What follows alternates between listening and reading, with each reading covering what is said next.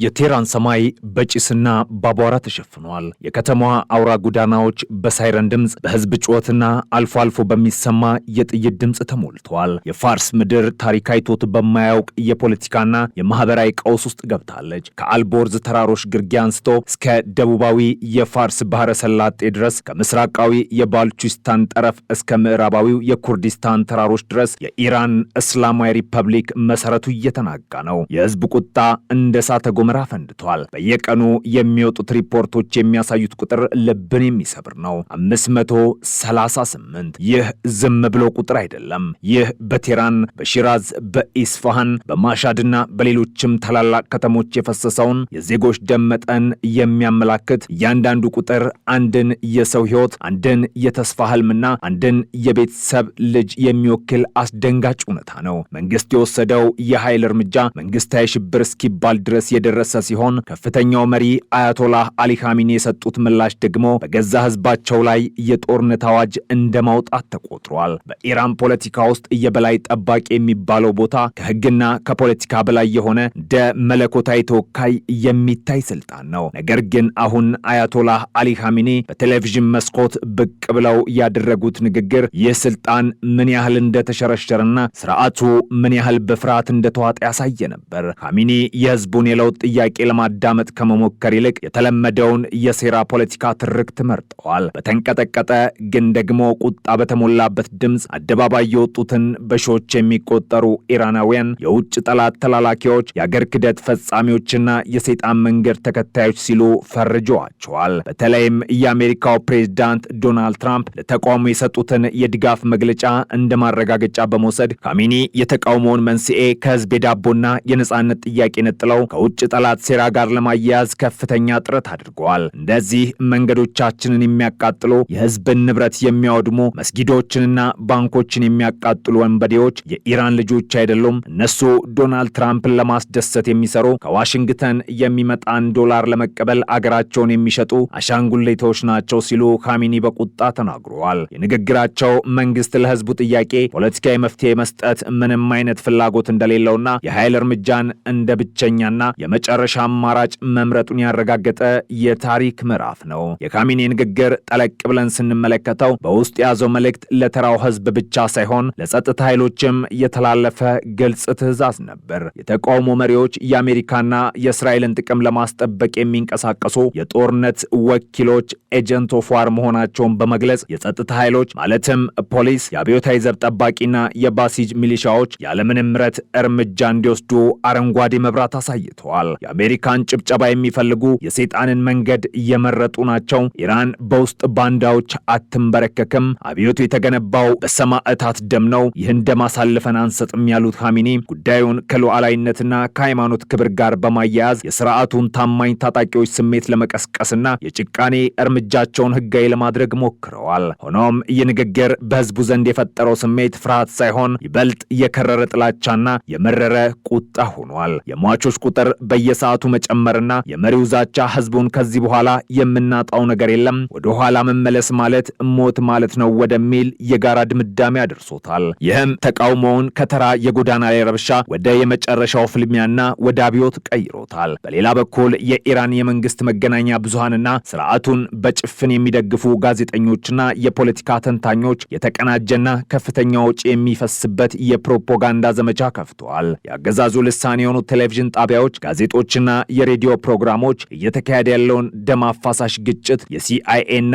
ሞሳድ የጋራ ኦፕሬሽን ውጤት አድርገው እያቀረቡት ነው። እንደነዚህ ዘገባዎች ከሆነም አሜሪካና እስራኤል በኢራን ውስጥ የቀለም አብዮት ለማካሄድ በሚሊዮን የሚቆጠር ዶላርና ዘመናዊ የመገናኛ መሳሪያዎችን እያፈሰሱ ነው። አንድ ታዋቂ የኢራን ጋዜጠኛ በሰጠውና በሰፊው በተሰራጨው አስተያየት በጎዳናዎች ላይ የሚፈሰው ደም ታጣቂዎችን ተጠያቂዎቹ በቴህራን ያሉ ወጣቶች አይደሉም፣ ገዳዮቹ በዋሽንግተንና በቴልአቪቭ የተቀመጡት የስለላ ጌቶች ናቸው። ወጣቶቻችንን በማታለል በማደንዘዝና ገንዘብ በመስጠት የገዛ ሀገራቸውን እንዲያወድሙ እያደረጉ ነው። የምታዩት እያንዳንዱ እሳት፣ እያንዳንዱ ድንጋይ ከውጭ በተላከ ትዕዛዝ የሚደረግ ነው ሲል ከሷል። የትርክት መንግስት የራሱን ዜጎች የመግደል ኃላፊነት ላለመውሰድ የራሱን እጅ ከደም ለማጽዳትና ዓለም አቀፍ ትኩረትን ከሰብአዊ መብት ጥሰት ወደ ጂኦፖለቲካዊ ሴራ ለማዛባት የሚጠቀምበት የተለመደና የቆየ ስልት ነው። ነገር ግን በዚህኛው ዙር የፕሮፓጋንዳ በህዝቡ ዘንድ ተቀባይነት አላገኘም። ምክንያቱም የኑሮ ውድነቱ፣ የነጻነት እጦቱ፣ ስራ አጥነትና የሰብአዊ መብት ጥሰቱ እውንና በእያንዳንዱ ቤት የሚጨበጥ እውነት በመሆኑ ህዝቡ ለተለመደ የውጭ ጠላት ፕሮፓጋንዳ ጆሮን የሰጠ አይመስልም። የተቃውሞ ማዕከል የሆነውና የኢራን ታሪክ ምስክር የሆነው የቴህራን ግራንድ ባዛር አሁንም ድረስ በጭስና በሳት ተከቦ የጦርነት ቀጠና መስሎ ይታያል። ግራንድ ባዛር ለኢራን ፖለቲካ ልብ ነው። እንደ አውሮፓውያኑ አቆጣጠር በ1979 የሻህ መንግስት ሲወድቅ ዋናው ሚና የተጫወቱት የባዛር ነጋዴዎች ነበሩ። ዛሬም ታሪክ ራሱን እየደገመ ነው። የኢራን ኢኮኖሚ የጀርባ አጥንት የሆኑት ነጋዴዎች ሱቆቻቸውን ዘግተው አድማቸውን አጠናክረው መቀጠላቸው መንግስትን በኢኮኖሚ አንቆ ይዞታል። የጸጥታ ኃይሎች ሱቆችን በኃይል ለማስከፈት ያደረጉት ሙከራ ወደ ቀጥታ ግጭት ተቀይሮ የገበያው አካባቢ የጦር ሜዳ መስሏል። ከህንፃዎች ጣራ ላይ የሚተኩሱ የመንግስት ስናይፐሮች በሞተር ሳይክል እየተርመሰመሱ ሰልፈኞችን በዱላ የሚደበድቡ የባሲጅ ታጣቂዎች እናም በምላሹ ድንጋይና የሞሎቶቭ ኮክቴል የሚወረውሩ ወጣቶች የፈጠሩት ትዕይንት የከተማዋን ሰላም ሙሉ በሙሉ አጥፍቶታል። ሆስፒታሎች በቆሰሉ ሰዎች ተሞልተዋል። የደም ባንኮች በደም እጥረት እየተቸገሩ ነው። ዶክተሮችና ነርሶች ከመንግስት በሚመጣባቸው ጫናና በህሊናቸው መካከል ተወጥረው በድብቅ የቆሰሉ ሰልፈኞችን ለማከም እየሞከሩ ነው። የሰብአዊ መብት ተሟጋቾችና አክቲቪስቶች እንደገለጹት 538 የሚለው የሟቾች ቁጥር በሆስፒታልና በይፋ የተረጋገጠው ብቻ ነው። አስክሬናቸው ለቤተሰብ ያልተሰጠ፣ በወንዝ ዳርቻና በጫካ ውስጥ በድብቅ የተቀበሩ እንዲሁም በእስር ቤት ውስጥ በድብደባ የተገደሉ ዜጎች ቁጥር ከዚህ በጥፍ ሊበልጥ እንደሚችል ይገመታል። በሌላው ዓለም ጫፍ ዋይት ሃውስ ውስጥ የተቀመጡት ዶናልድ ትራምፕ ይህንን ቀውስ እንደ መልካም አጋጣሚ በመጠቀም በኢራን ላይ ያላቸውን ከፍተኛ ጫና ፖሊሲ አጠናክረው ቀጥለዋል። ትራምፕ በትዊተር ገጻቸውና ለጋዜጠኞች በሰጡት መግለጫ የኢራን ህዝብ ከጨቋኙ ስርዓት ነፃ ለመውጣት እያደረገ ያለውን ትግል አሜሪካ በሙሉ ልብ ትደግፋለች፣ ዓለም እየተመለከተችው ነው፣ የኢራን መንግስት በገዛ ህዝቡ ላይ ለሚፈጽመው ጭፍጨፋ ዋጋ ይከፍላል ማለታቸው ለተቃዋሚዎች የሞራል ጥንካሬና ዓለም አቀፍ ድጋፍ እንዳላቸው ሲያሳይ፣ ለኻሜኒ መንግስት ደግሞ የህልውና ስጋት ሆኗል። የትራምፕ አስተዳደር በኢራን ከፍተኛ ባለስልጣናት፣ በወታደራዊ አዛዦችና በኢኮኖሚ ተቋማት ላይ ተጨማሪና ጠበቅ ያለ ማዕቀብ ለመጣል መዘጋጀቱ እንዲሁም ኢራንን በዓለም አቀፍ መድረክ ለማግለል የሚያደርገው ጥረት የቴህራንን ስርዓት በተከበበች ሀገር ስነልቦና ውስጥ ከቶታል። ይህ የተከበበች ምሽግ ስነልቦናው ደግሞ መንግስት በውስጥ ተቃዋሚዎች ላይ የሚወስደውን እርምጃ ይበልጥ ጨካኝ፣ ይበልጥ ደም አፋሳሽ እንዲሆን አድርጎታል። ጠላት ከበራችን ቆሟል፣ በሩን የሚከፍቱት ደግሞ የውስጥ ተቃዋሚዎች ናቸው የሚለው የመንግስት ፕሮፓጋንዳ ማንኛውንም የተለየ ሐሳብ እንደ ሀገር ክህደት ለመፈረጅና ለማጥፋት ህጋዊ ሽፋን ሰጥቶታል። ነገር ግን የኢራን ወታደራዊ መሪዎች ትኩረት በውስጥ ተቃውሞ ላይ ብቻ የተወሰነ አይደለም። የአገሪቱ መደበኛ ጦር አርቴሽ እና ሁሉን ቻዩ የአብዮታዊ ዘብ ጠባቂ IRGC የውስጡን አለመረጋጋት ተከትሎ የውጭ ጠላቶች ማለትም አሜሪካና እስራኤል የኢራንን ድክመት ተጠቅመው ጥቃት ሊሰነዝሩብን ይችላሉ በሚል ስጋት ከፍተኛ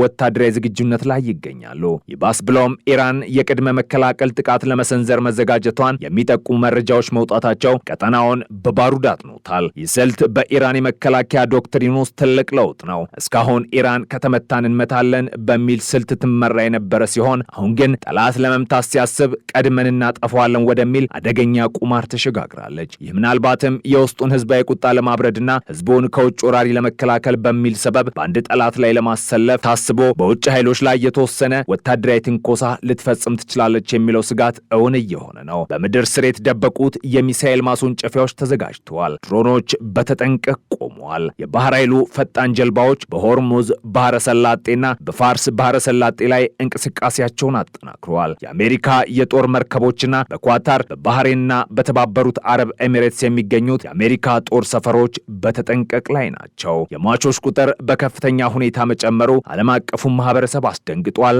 አስቆጥቷል። የተባበሩት መንግስታት ድርጅት ዋና ጸሐፊ፣ የአውሮፓ ህብረትና የተለያዩ ዓለም አቀፍ የሰብአዊ መብት ድርጅቶች የኢራን መንግስት የወሰደውን እርምጃ በጽኑ አውግዘዋል። በሰላማዊ ሰልፈኞች ላይ ተኩስ መክፈት ወንጀል ነው የሚሉ መግለጫዎች ይወጣሉ።